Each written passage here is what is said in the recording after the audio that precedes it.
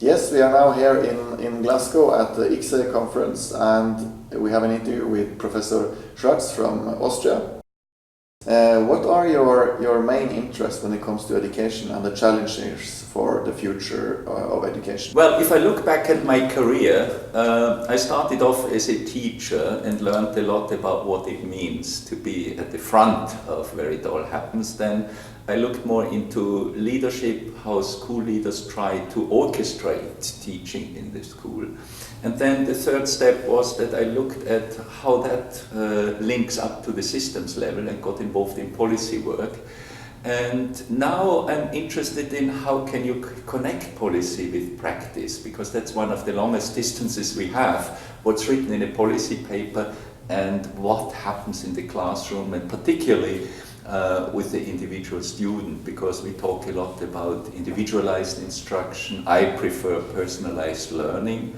And from that perspective, linking leadership, system leadership, then leadership in a school or a unit with the classroom practices. So this has been following me from a research perspective more or less all the time, and now I can draw on all these.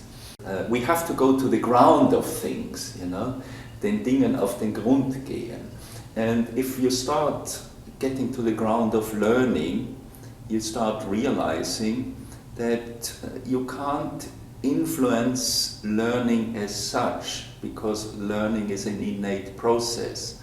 So if teacher education just tries to make teaching more effectively, it doesn't automatically mean that learning gets better. And this is what our recent research also shows, that we have to look closer at how individuals learn, because then we can find out what would be the perspectives for teachers in teacher education be, and we have done that in our own teacher education system. We have restructured that because we always tried to enhance teaching rather than making future teachers aware of looking closer at what happens at the other end, more or less beyond teaching. Yeah? And this is one of the most fascinating things, because in my whole career I have not got closer to students learning, because learning as such is not visible. You only see the result. And learning as such is an experience. And this has a transformative effect on an individual. And mostly it's not plannable. And this is the most crucial thing, because teachers think they can plan when students learn something.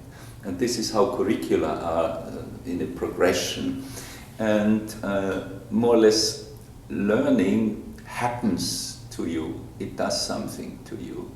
Learning is a whole human experience, and the body plays an important part in it. So it is something which doesn't just happen in your brain, your heart is part of it as well.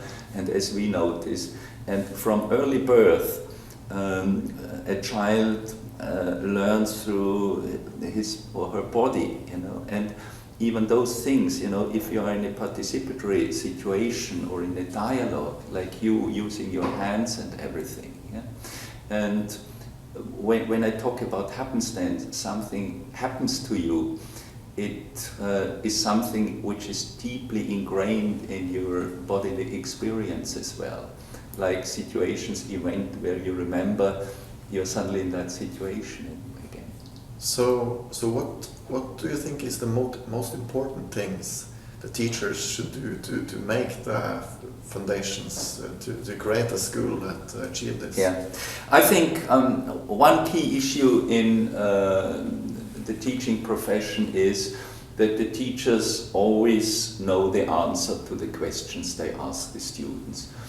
And that's of course a fallacy, because then you always expect those answers, and doesn't really open up your mind to letting something new come into creation, you know. And that, of course, does not always open young people up to creativity, to new solutions. And if you ask what could a teacher do, I mean, just if he or she would once in a lesson only ask one question where he or she doesn't know the answer, him or herself, would suddenly open up a completely different situation in the classroom, because first, he or she has to be interested in what they say without knowing what it is.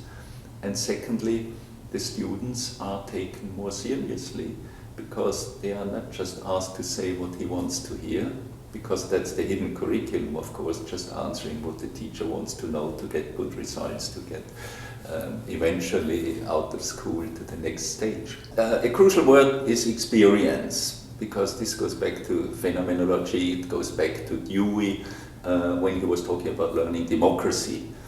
You can't learn it theoretically, you have to experience it. Yeah? And this principle goes more or less for learning how to open the window to the world. We have lots of math problems in many countries, because students learn math just the way it's like manipulating numbers and not experiencing what it means. Yeah? My daughter is a mathematician, and she was talking about the aesthetics of a mathematical solution. You know, I've never experienced that in my life, and that is something very different from just manipulating numbers.